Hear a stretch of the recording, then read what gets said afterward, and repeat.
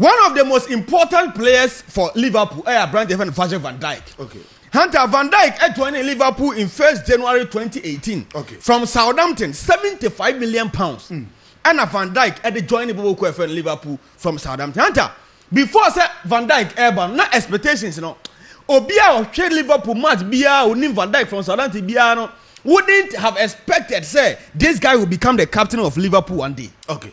Because now you're rating there. Okay. But the rating and the rating and yes sir Obe grow through the ranks about the captain of Liverpool now. Okay. Hunter, against all odds, Virgil van Dijk is the current captain of Liverpool. Okay. Hunter, now Van Dijk since joining in 2018. Okay. The contribution, the leadership on the field of play are massive. No one can dispute that. He's a Champions League winner. He's a Premier League winner with Liverpool. I know the team the alcohol is Hunter. As a defender, 311 games, 26 goals, and you're bad for a centre back. But Hunter him said, now Virgil van Dijk was 33 years. Okay. 33 years now Virgil van Dijk had I can't about 5 months now the contract now.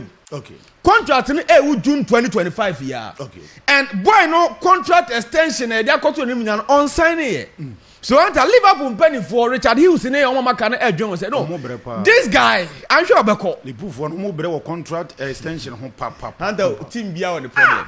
As I say, who said that Chelsea for struggle to manage their project. Obi so there a problem. But teams are more bro contract extension. Home buy money in Liverpool. Who didn't want Chelsea? Of course. Van Dijk ko Arnold problem. Mohamed Salah, Konate. Yeah, why? Hunter.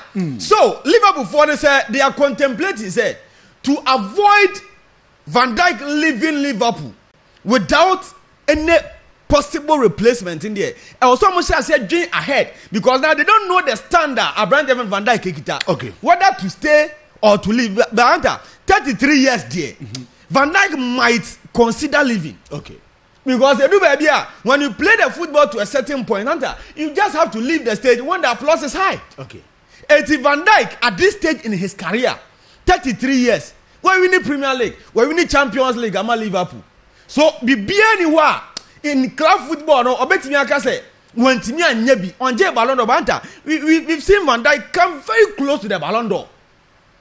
He will be one of the defenders apart from Carvalho to win the Ballon d'Or. But it was unfortunate where he found himself at that particular moment when Timi Anje.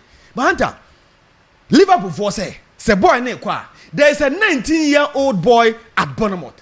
You have a Dean Huijsen. Okay. Akwano shegwano in the association nikem. Hunter, akwano let me who say 7 was a toy but or deeper. Hunter, Dean Huijsen no.